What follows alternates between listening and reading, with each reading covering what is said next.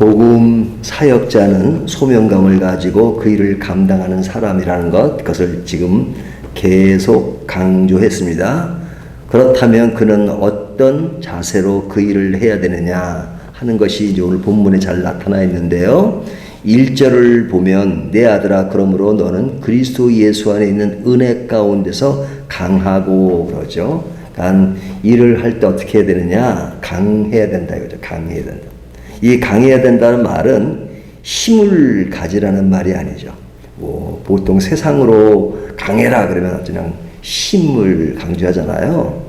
근데 탈북한 사람이 그런 얘기 하더라고요. 북한에 있을 때는 강해야 되는 것 때문에 그냥 누구한테 지지 않으려고 하고 그냥 아주 그냥 딱 부러지는 그런 모습을 지녔는데 남한에 오니까 그러면 죽는다는 걸 알았다. 남한은 부드러워야 강하다 하는 것을 배웠다. 뭐 그런 얘기를 하더라고요. 근데 이 강하다는 그 의미는 뭐 여러 가지로 볼 수 있지만 이 성경이 말씀하신 특별히 디모데후서가 강조하는 강한다는 것은 그냥 세상적인 그 힘을 말하는 것이 아니라 오늘 본문에 보면 1절 내 아들아 그러므로 너는 그리스도 예수 안에 있는 은혜 가운데서 강하고 그러죠. 그러니까 예수 안에 있는 은혜 가운데서 강한 겁니다. 그러니까 강한 건 뭐냐면 예수 그리스도 안에 있는 것이고 그리고 그 은혜 가운데 있는 것 이것이 강한 겁니다. 그러니까 예수님을 통해서 우리가 구원의 가치를 인식하고 그 안에 내가 존재할 수 있는 일을 알게 된 것 그것이 은혜잖아요. 그 은혜 아래 있으면 그 은혜 속에서 사는 사람이 가지고 있는 삶의 모습 그것은 엄청 강하죠. 왜? 세상 사람들이 생각하는 수준을 뛰어넘으니까. 그리스도 안에서 생각하고 하나님의 나라 안에서 생각하고 하나님 나라의 관점에서 생각하니까 그 힘이라는 것은 말할 수 없는 겁니다. 다른 사람들은 저 사람은 외형적으로 보면 짓불도 없는 것 같은데 저 속에 뭐가 들었길래 저렇게 기뻐하고 감사하고 그리고 저렇게 자신만만하게 살고 그러면서도 겸손하고 이런 힘이 어떤 힘이에요? 그리스도 은혜 아래에 있는 힘이죠. 그 힘은 세상 사람들이 무력으로 갖는 그 힘과는 비교할 수 없는 그런 것이잖아요. 바울이 디모데에게 너는 그리스도 예수 안에 은혜 안에 있는 그 안에서 강하라 이렇게 말씀하시죠. 그러니까 우리들이 강할 수 있는 것은 바로 그리스도 안에 있는 겁니다. 그리스도 안에. 근데 믿지 않는 사람도 늘 그렇게 강한 그 오해를 받는 사람이 어디냐면 저 인천 가면 주안이라는 동네가 있잖아요. 주안. 그 사람도 어디 사세요? 그러면 늘 주안에 살아요. 그래요. 예수 안 믿어도 주안에 산대요. 그러니까 주안에 사는 사람 보고 예수를 안 믿어도 항상 주안에 사시네요. 뭐 그런 농담도 하고 그러는데 진짜 농담이지만 실제로 주 안에 사는 것처럼 강한 힘은 없는 것이죠. 자, 그런 사람은 어떤 자세로 그 강함을 드러내느냐? 거기에는 그런 강함의 삶의 태도가 있습니다. 그 태도는 뭐냐면 첫 번째는 듣는 겁니다. 듣는 것. 여기 보면 2절 또 내가 많은 증인 앞에서 내게 들은 바를 그렇죠? 들은 바를 그러니까 많은 증인 앞에서 내게 들은 바 그러니까 바울의 메시지를 통해서 디모데가 들었고 또 에베소 교회에 있는 많은 성도가 들었던 것처럼 듣는 것이 굉장히 중요합니다. 믿음은 들음에서 나며 그런 말씀하잖아요. 그러니까 듣는 것이 굉장히 중요합니다. 뭐 듣는다는 것은 꼭 귀로만 듣는 것이 아니라 눈으로 듣고 마음으로 듣고 영혼으로 듣는 것.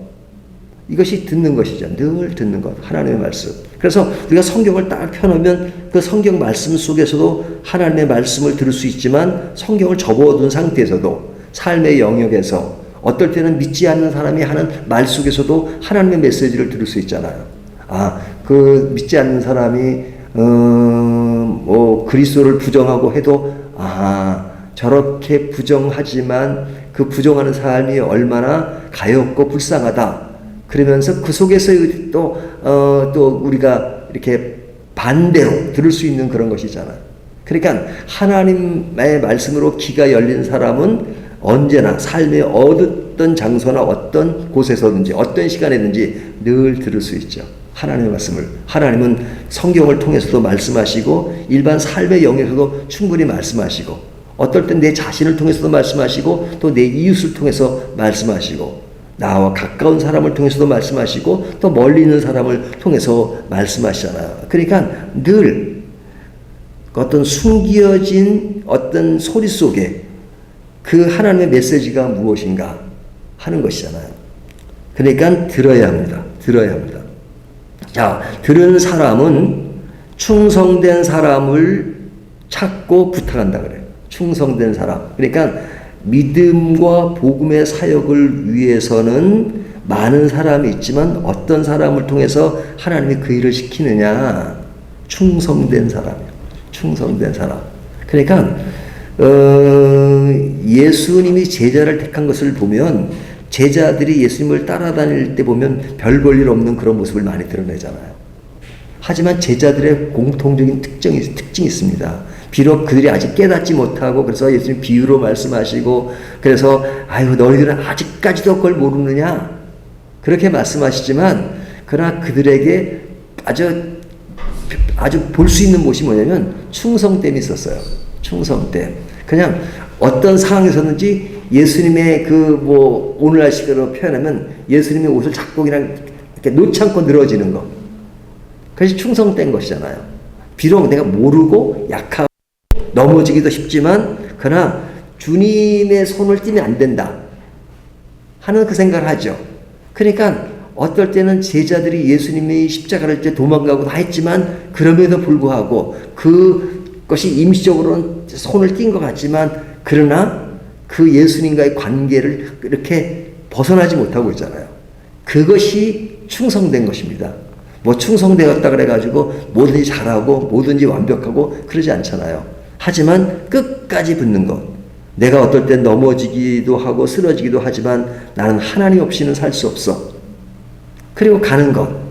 그렇게 고 하는 것. 이것이 충성된 그런 사람이라면 그런 사람은 가능성이 있는 것이다. 가능성이. 어떤 주님의 말씀을 복음을 전파할 수 있는 사람. 그래서 그런 사람에게 충성된 사람에게 부탁하고 그 다음에 그 사람이 가르칠 수 있도록 해야 한다. 이것이 복음이 전파되는 그런 기본적인 자세입니다. 듣는 사람, 충성된 사람, 그리고 충성된 사람이 일할 수 있도록 해야 되고 그리고 그 사람이 가르칠 수 있도록 해야 된다. 그래서 제자훈련하는 사람들은 이것을 소위 제자훈련 뭐 이런 얘기 하잖아요. 근데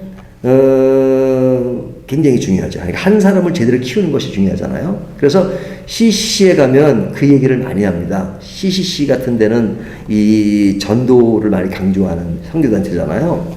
거기에 보면 어떤 사람이 전도를 잘해요.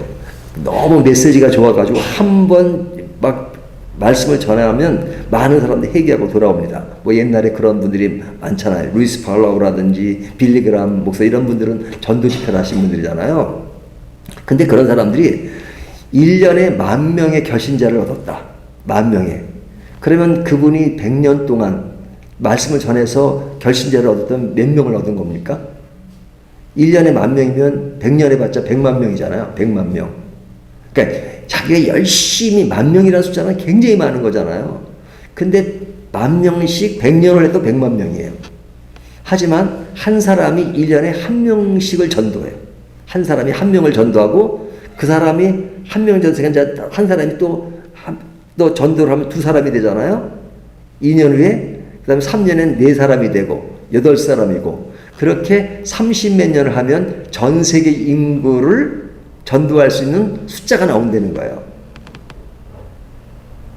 한 사람이 제대로 양육을 해서 한 사람이 또 양육을 하고 또 양육을 할 수 있다면 그러면 전 세계가 지금 굉장히 많은 인구인데 그 인구를 다 전도할 수 있는 계산이 나온다는 거죠. 그러니까 한 사람의 충성된 사람을 키운다는 것이 얼마나 중요한 것인가. 제가 그런 말씀 드렸잖아요. 비행기 조종사 한 사람을 키우는데 엄청난 공을 들여서 그 비행기보다도 그 가치를 두는 것처럼 전도자가 한 사람의 전도를 하고 양육하는 것이 그렇게 중요하다. 그러니까 바울이 디모데를 얼마나 아낍니까? 사랑하는 아들아 하면서 충성된 사람에 내가 너에게 했던 것처럼 너도 충성된 사람에게 부탁하라. 그리고 그러하여금 가르치게 하라. 그것은 또 다른 사역자를 낳은 것이잖아요. 그런 사역자를 1년에 한 명씩만 계속한다 그러면 30몇 년 만에 세계 인구가 다 할 수 있다는 계산이 나온다 하는 것이 놀라운 사실이죠. 그러니까 그것이 느린 것 같지만 그러나 1년에 10,000명 혼자 사는 것보다 100년 하는 것보다 더 많은 숫자로 할 수 있다는 것. 그러니까 이것이 개인적으로 양육을 하고 개인적으로 관심을 갖는 것이 얼마나 중요한가 하는 것들을 생각하게 합니다. 자, 그 다음에 하는 얘기가 이제 고난을 극복하라 하는 얘기를 많이 합니다. 그러니까 사역자는 고난이 없을 수가 없습니다. 고난은 따른다. 왜 고난이 오느냐 하는 것은 제가 이미 충분히 말씀을 드렸어요. 근데 고난을 극복하는 사역자는 어떤 모습이냐, 3가지 비유를 듭니다. 첫째는 군인과 같다. 두 번째는 운동선수와 같다. 세 번째는 농부와 같다 하는 이야기를 하잖아요. 여기 보면 3절 너는 그리스도 예수의 좋은 병사로 나와 함께 고난을 받으라. 자, 고난을 받는데 누구와 나와 함께, 그러니까 바울이 고난을 받은 것처럼 너는 고난을 받으라는 겁니다. 이거 어떻게 보면은 칭찬인지 욕인지 모를 정도로 내가 고난 받으니까 너도 고난, 이런 얘기가 좀 안 좋게 들릴 수도 있잖아요. 하지만 이미 앞에 충분히 제대로 복음을 전하면, 복음 안에 살면 고난은 따를 수밖에 없다. 하지만 예수의 좋은 병사로 나와 예수의 좋은 병사가 되면 고난을 받는다는 겁니다. 그러니까 이 좋은 병사는 어떤 것이냐. 4절 병사로 복무하는 자는 자기 생활에 얽매이는 자가 하나도 없나니 이는 병사로 모집된 자를 기쁘게 하려 함이니라. 이것은 우리 장로님처럼 장교보다도 사병들이 더 잘할 수 있어요. 네, 장교들은 출퇴근을 하고 그러잖아요. 사병들은 딱 군대 들어가면은 이게 못 나오잖아요. 요즘은 자주 나오지만 저 군대 생활만 할 때도 저는 군대 들어가가지고 한 번도 못 나오다가 딱 첫 추가 10개월 만에 나올 때 그래서 처음으로 밖에 나온 거예요. 근데 그때까지 얼마나 집에 가고 싶은지. 그러니까 저희는 방위들이 많았어요. 저희 그 군대 안에 방위들이 현역들한테는 늘 그냥 꼼짝 못하고 그래요. 근데 부러운 게 하나 있어. 걔네들은 고생해도 5시만 되면 퇴근을 하잖아요. 퇴근. 집으로. 근데 현역은 그냥 부대 안에서 있어야 되니까. 첫 추가 나오는데 얼마나. 근데 그 안에 병사들이 그 안에서만 생활하는 것. 거기에 전적으로 투신한다는 얘기가 되잖아요. 그러니까 투신한다는 것이 집에도 못 가니까 그것이 고난일 수 있지만, 그러나 그 얽매이는 그것이 사실은 고난 같지만 고난이 아니고 그리스도인으로서 소명감을 다하는 그런 모습이다 하는 겁니다. 그러니까 바울은 어떻게 군인으로 상징적으로 얘기할 때 참 많아요. 군인으로. 그러니까 군인으로 묘사하는 것은 여러 가지 의미가 있습니다. 어떨 때는 교회라고 하는 것은 복음을 전파하는 것이지만 또 공격이 오면 방어할 때 그 방어하는 건 누가 하는 거예요? 군인이 하는 거잖아요. 그러니까 군인으로 묘사할 때가 많은데 고난에 있어서도 군인으로 묘사하고, 또 하나는 운동선수. 여기 5절에 보면 경기하는 자가 법대로 경기하지 아니하면 승리의 간을 얻지 못할 것이며, 운동선수는 규칙대로 해야죠. 규칙대로 안 하면 그냥 경기하다가 그냥 끝나죠. 퇴장을 당하거나 아니면 경기가 중단되거나. 그러니까 운동선수와 같은 것을 비유하고 농부와 같다. 농부 같다는 비유는 참 재밌어요. 6절을 보면 수고하는 농부가 곡식을 먼저 받는 것이 마땅하니라. 그렇죠? 그러니까 대통령의 음식을 담당하는 요리사. 그 요리사가 대통령보다도 누가 먼저 그 음식을 먹습니까? 자기 자신이요. 예? 맛을 봐야 되니까. 예? 맛을 보잖아요. 그러니까 그 맛이 자기 자신에게 통과돼야 그건 그 대통령에 가듯이 이 농부는 곡식을 먼저 받는 것이 마땅하다. 내가 농사를 져서 첫 열매를 얻으면 제일 먼저 그 기쁨을 누가 맛보는 거예요? 농부가 맛보는 것이죠. 그러니까 처음 것을 맛보는 것. 자, 이와 같은 것이 사역자들이 고난이 있지만 그런 가운데서도 또 은혜로서 느낄 수 있는 그런 요소들입니다. 자, 이것을 위해서는 뭘 해야 되느냐? 생각해 보라는 거, 생각. 그러니까 성경은 이 생각하는 것을 굉장히 많이 강조합니다. 7절에 보면 내가 말하는 것을 생각해 보라. 생각해 보라. 산상순에 보면 사람이 근심하고 걱정하는 그 사람들에 대해서 예수님께서 뭐라고 말씀하세요? 들에 피는 백합화를 생각하여 보라. 공중에 나는 새를 보라. 공중에 나는 새를 생각하라 보라는 그 의미가 담겨. 공중에 나는 새를 생각해 보라. 들에 피는 백합화를 생각해 보라. 그들은 들에 피고 또 새들은 마음대로 날아갔지만 그것이 굶거나 그러지 않고 들에 피는 백합화가 쉽게 죽지 않고 그런 것들이 살 수 있는데 하물며 내가 너희들을 굶기겠느냐? 라고 주님께서 말씀하시잖아요. 그러니까 너희가 힘들 때, 어려울 때, 근심할 때 생각하여 보라 그러잖아요. 그러니까 thinking is very important. 생각은 그렇게 중요한 겁니다. 왜? 하나님의 말씀을 늘 말씀하시는 것.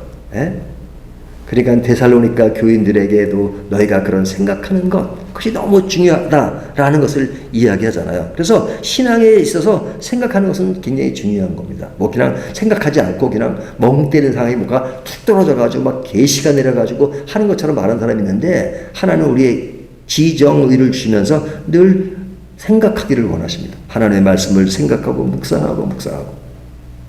저도 설교 준비할 때 저는 옛날에 이제 전도사전은요 그냥 책상에 앉아가지고 이제 이렇게 막 그냥 써가면서 읽어가면서 그렇게 설교 준비하거든요. 지금은 설교 준비 그렇게 안 해요. 그냥 이렇게 좀 왔다 갔다 하고 이렇게 책상에 앉아 있는 것보다는 또 이렇게 좀 기대가지고 이렇게 생각을 많이 해요. 왜? 본문에 대한 내용은 이제 무엇을 말하는 건 대충 알아요. 성경이 무엇을 말하는 건 이제 또 그동안 많이 봐서 알아요. 근데 고민하는 것은 뭐냐면 이것을 어떻게 전할 것인가.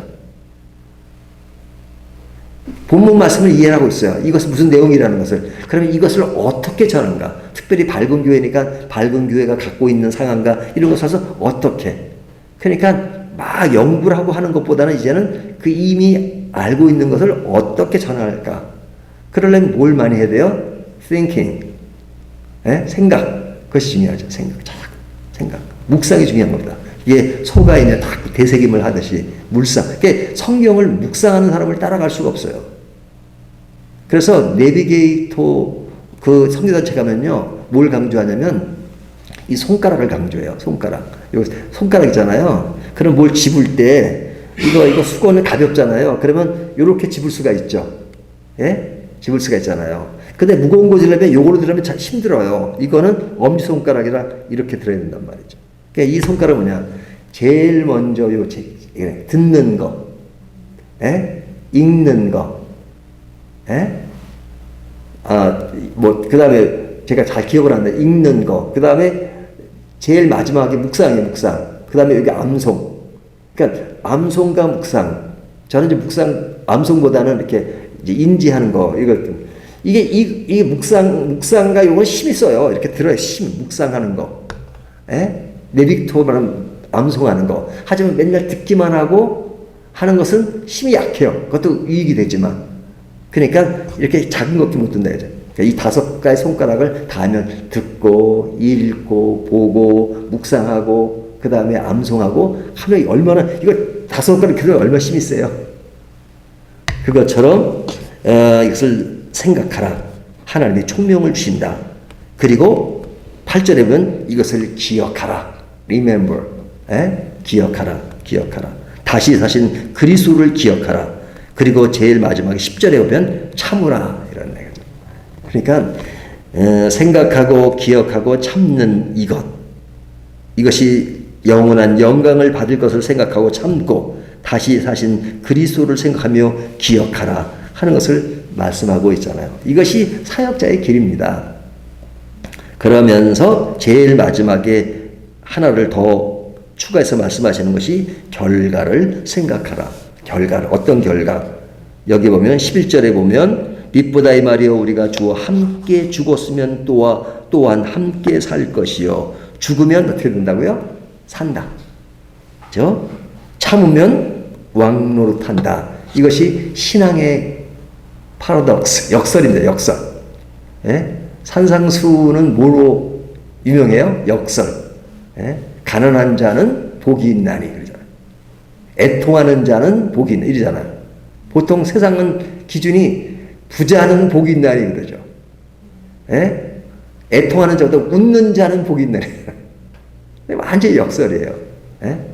실제로 가난한 것이 아니라 정말로 심령이 가난한 자는 내가 가장 인생의 밑바닥에 있는 사람이면 가장 최고의 가치를 볼 것이다. 요나서 보면 요나가 물고기 뱃속에 들어갔을 때 최고의 가치에 하나님을 본 겁니다. 자꾸 내려가는 인생이었잖아요. 욥바로 내려가고 배 밑으로 내려가고 내려가다 나중에 물고기 뱃속으로 들어가요. 그냥 처참한 거죠.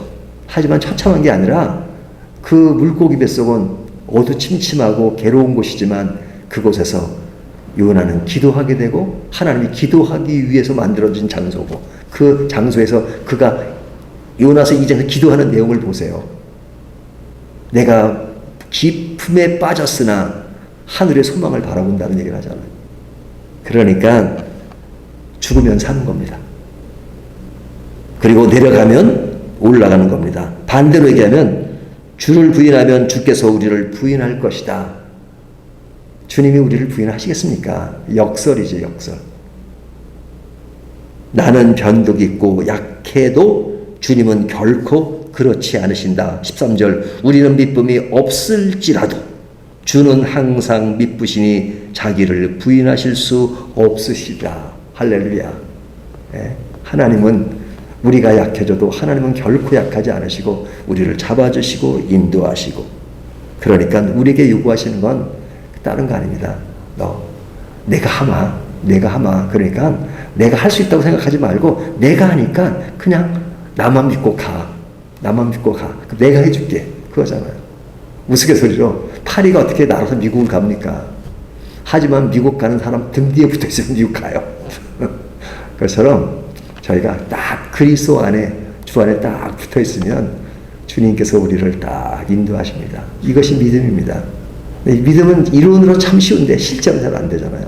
하지만 이런 것을 위해서 늘 생각하고 기억하고 참고 그리고 어떨 때는 군인을 생각하고 운동선수를 생각하고 그 다음에 농부를 생각하면서 이런 식으로 가면 하나님이 은혜를 더 깊이 느낄 것입니다. 우리가 다 사역자잖아요. 사역자의 가는 길이 어떤 것인가 하는 것을 이 말씀을 통해서 한 번 더 생각하며 은혜 충만한 하루가 되시기를 주님의 이름으로 축원합니다.